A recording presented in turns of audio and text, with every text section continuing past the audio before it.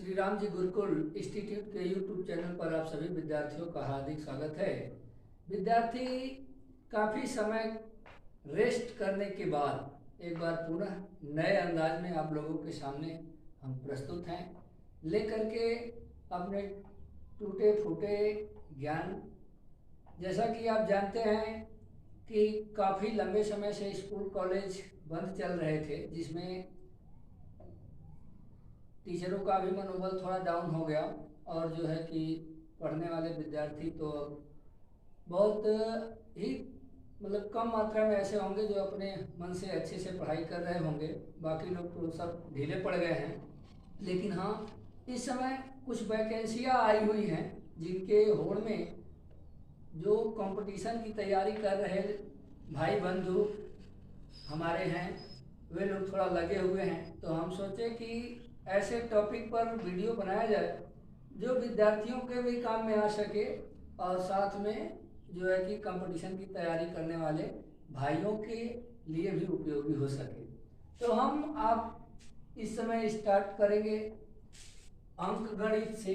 अंक गणित में आप जैसा कि जानते हैं कि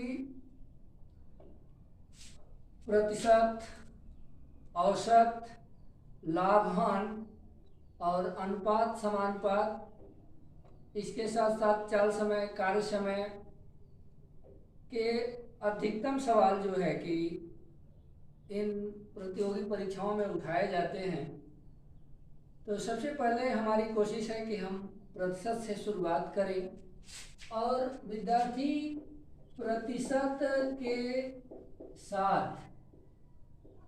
सबसे पहले हम चाहेंगे कि जैसा कि आप जानते हैं कि कोई भी गणित का कोई भी सवाल बिना दशमलव और भिन्न के संभव नहीं हो पाता। काफ़ी विद्यार्थी गणित की तैयारी करते हैं और उनको ऐसा लगता है कि गणित हमारे लिए जटिल है।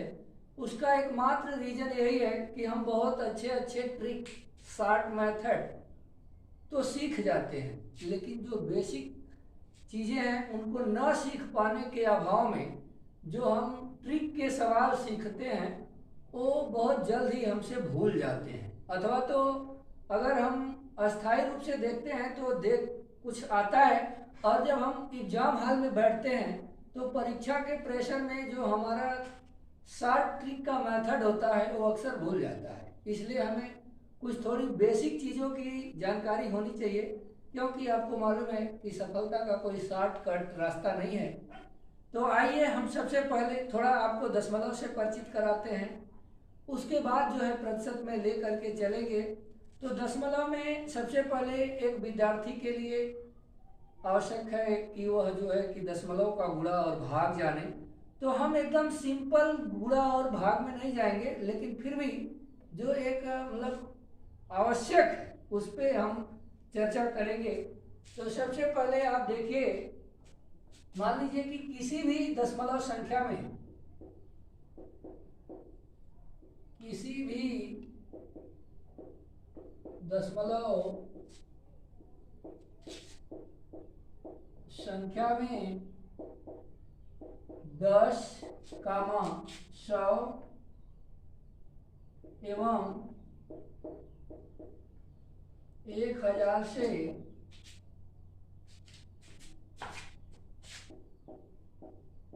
गुणा करने पर दशमलव क्रमशः इन जीरो के अनुसार, मतलब कि 10 से गुणा कराने पर 1 अंक,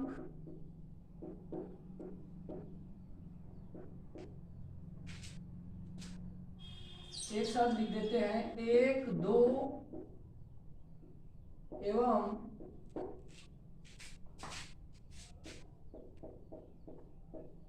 3 अंक दाईं तरफ स्थानांतरित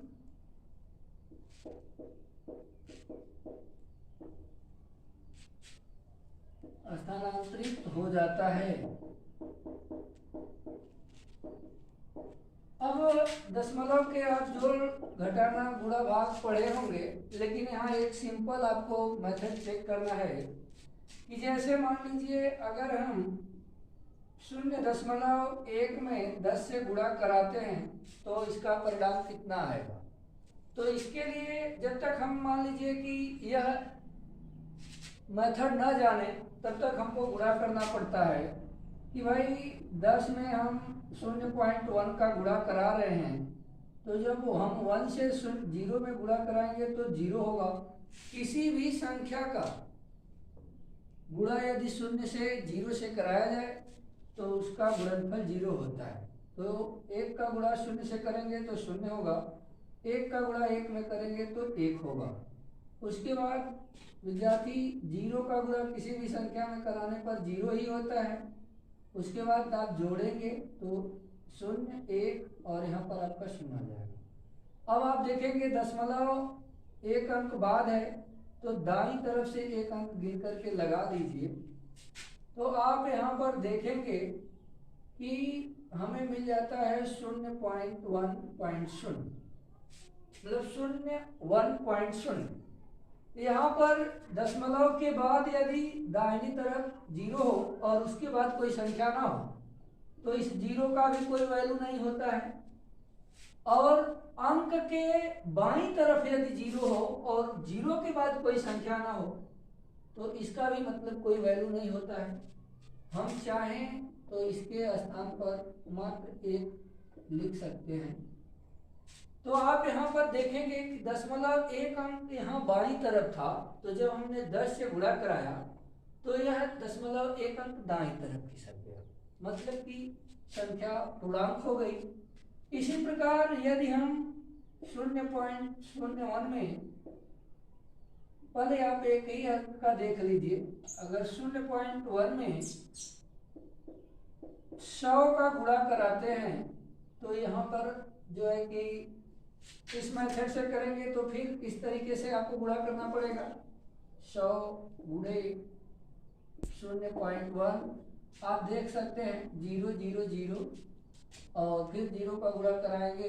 देखो विद्यार्थी यहाँ पे थोड़ा मिस्टेक हुआ, 1 का गुणा 0 में कराएंगे 0, फिर 1 का गुणा 0 में कराएंगे 0, 1 का गुणा 1 में कराएंगे 1 हो जाएगा, फिर 0 से कराएंगे तो सब 0 हो जाएगा, जोड़ेंगे तो आप 0 0 और 1 और 0। यहाँ पर आप देखिए 0.1 अंक बाद है, तो फिर हम यहाँ से एक अंक इधर खिसका देंगे, तो यहाँ पर हमें मिल जाएगा 0.10.0, मतलब कि 0.10.0। इसका मतलब हो गया कि 10 और इसके दाहिनी तरफ 0 आ गया, यानी कि 0.2 अंक हमारा खिसक गया। और जब 0.2 अंक खिसक गया तो इस 0 को हमारी इच्छा है लिखे या ना लिखे, इसके मान पर कोई फर्क नहीं पड़ता। और किसी अंक के बाईं तरफ कोई 0 हो और उसके बाद कोई संख्या ना हो तो उस 0 को भी हम लिखे या ना लिखे कोई फर्क नहीं पड़ता।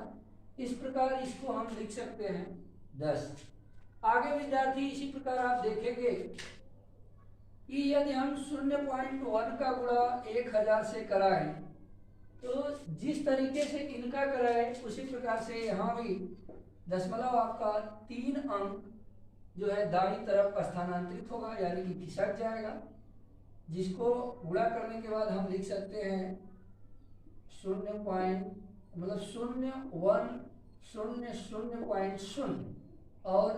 इन 0 और इस 0 को न लिखें तो भी कोई दिक्कत नहीं, और इसका मान हमें मिल जाएगा 100।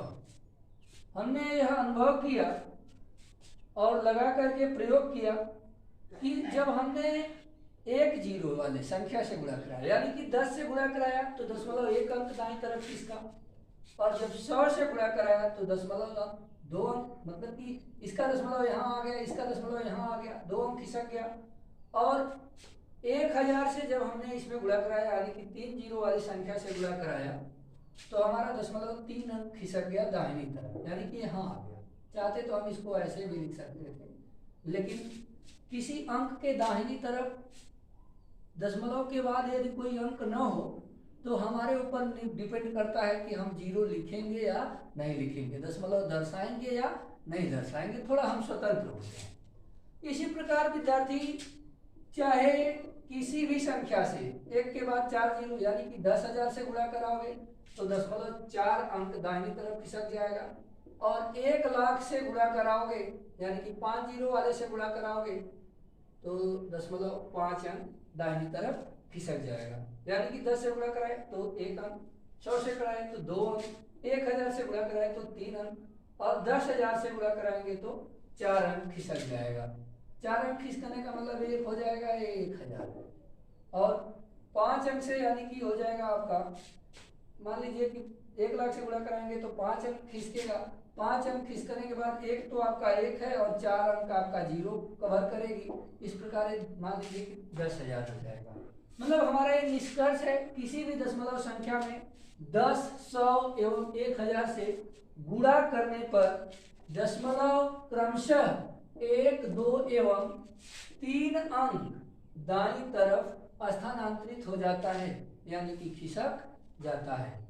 इसी प्रकार विद्यार्थी जब इसमें आपने देखा कि मतलब मात्र 1 अंक थी, इसके साथ अगर कोई मान लीजिए कि पहले से ही संख्या हो तो उस अनुसार उसमें परिवर्तन हो जाता है। जैसे मान लीजिए 0.01 है, इसमें हम 10 से गुणा कराएं तो 1 अंक दाईं तरफ खिसकेगा, तो मान लीजिए कि यहाँ हो जाएगा 0.1। अब 0.01 में यदि हम 100 का गुणा कराते हैं तो यहाँ पर आपका मान लीजिए कि फिर यहाँ देखिए 1 अंक खिसका दाईं तरफ, यहाँ 2 अंक खिसकेगा तो ये हमारा हो जाएगा 1.0।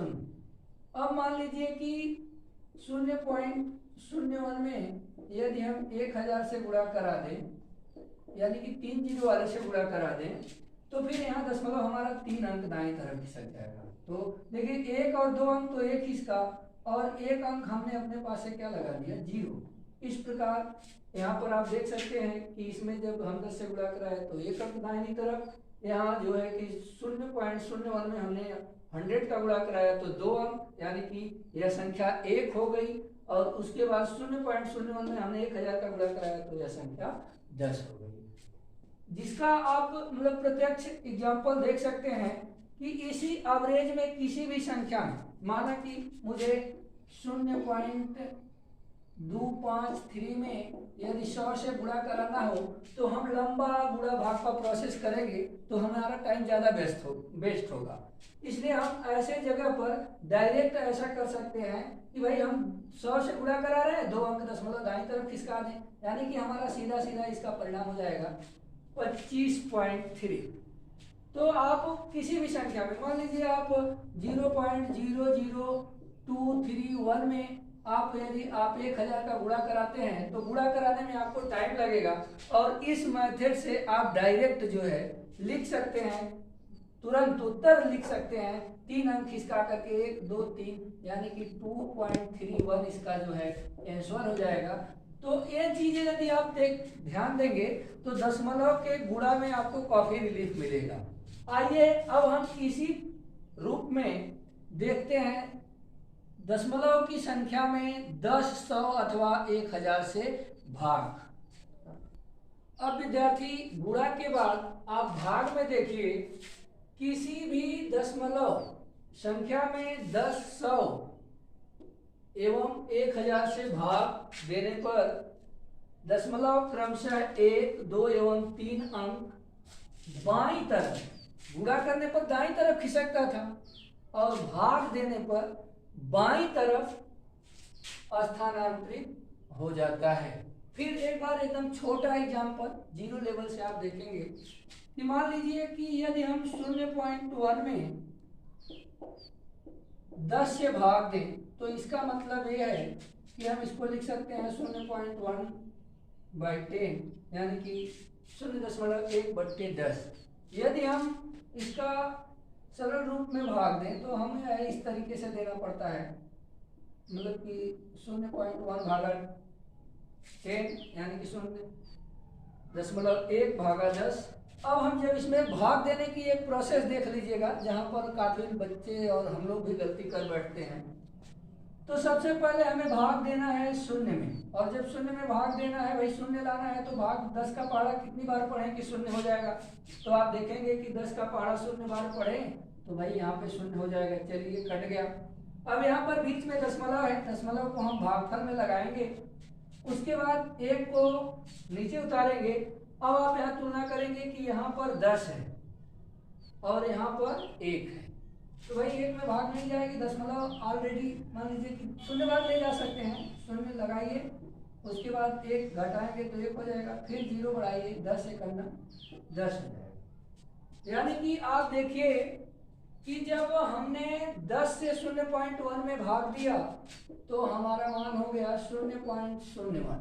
मतलब कि अभी तो 1 अंक पे था, 1 के बाद तुरंत दशमलव था, अब क्या हो गया 1 के बाद 0 उसके बाद दशमलव, यानी कि 1 अंक दशमलव आपका किधर खिसक गया, बाईं तरफ आ गया।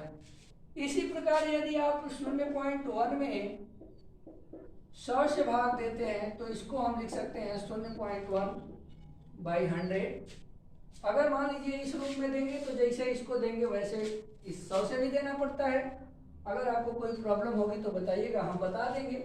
और वैसे आप अगर इसको याद कर लेंगे तो सीधा जान लीजिए कि जब हम 100 से भाग देंगे तो यहाँ दशमलव अंक हमारा जो है 2 अंक स्थानांतरित हो जाएगा। तो देखिए मान लीजिए कि एक तो है ये है, अब 2 अंक स्थानांतरित होगा तो 1 0 और 2 0। इस प्रकार ये आपका हो गया 0.001 हो गया। ठीक इसी प्रकार यदि 0.1 है यानी कि 0.1 में आप 1000 से भाग देते हैं तो इसका मतलब ये हो जाता है कि 0.1/100 मतलब 1000। अब इससे अगर भाग देंगे तो 3 अंक दशमलव बाईं तरफ खिसक जाएगा, जिसका मतलब मान हो जाएगा 0.0001। तो देखिए 1 से पहले तो था ही, जब हम 1000 से भाग दिए तो मतलब 3 अंक इधर खिसक गया। सीधा सा एग्जाम्पल, अगर 1 0 वाले से भाग देंगे तो 1 अंक दशमलव बाईं तरफ खिसकेगा, 2 0 वाले से भाग देंगे तो 2 अंक दशमलव बाईं तरफ खिसकेगा, और 3 0 वाले से भाग देंगे तो 3 अंक दशमलव बाईं तरफ खिसकेगा।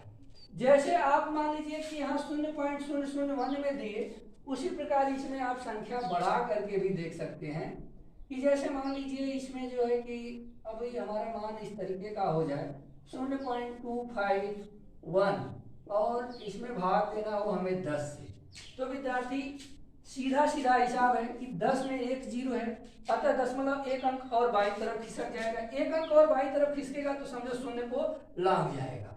तो जब शून्य को लॉन्ग जाएगा तो इस प्रकार हो जाएगा 0.0251।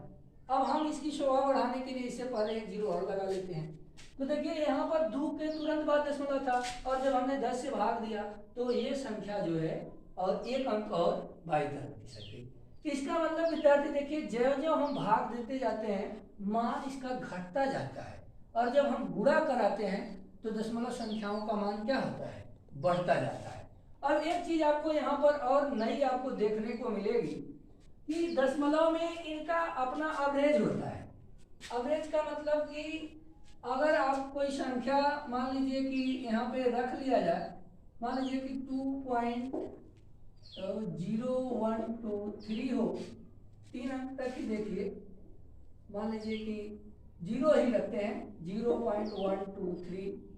इसमें 1 2 और 3 का अपना स्थानीय मान होता है, जैसा कि आप लोग पढ़ चुके होंगे। दशमलव के जो है कि बाईं तरफ की संख्या मान लीजिए यहाँ कोई होती तो हम इसको इकाई बोलते हैं, यहाँ होता कोई तो दहाई कहते। तो इधर वाले का भी अपना नाम है, जैसे अपना एक क्या है, दशांश है, दशांश, और 2 अपना क्या है, शतांश है, और 3 क्या है, सहस्त्रांश है। इस सहस्त्रांश, दशांश, शतांश, सहस्त्रांश का मतलब क्या हुआ, यहाँ जो 1 का स्थानीय मान है 1/10 है, 2 का स्थानीय मान 2/100 है, और 3 का स्थानीय मान विद्यार्थी यहाँ पर 3/1000 है। इस प्रकार से इनको हम मतलब इसके सहयोग से आगे भिन्न में भी बदलने का काम करेंगे। आप इस छोटी सी वीडियो को एक बार देख लीजिएगा, इसके बाद हम आपको बताएंगे दशमलव से भिन्न में बदलना और भिन्न को दशमलव में बदलना। फिर नेक्स्ट हम प्रतिशत पर चलेंगे। तब तक के लिए आप लोगों को हरिओम, धन्यवाद, थैंक यू सो मच।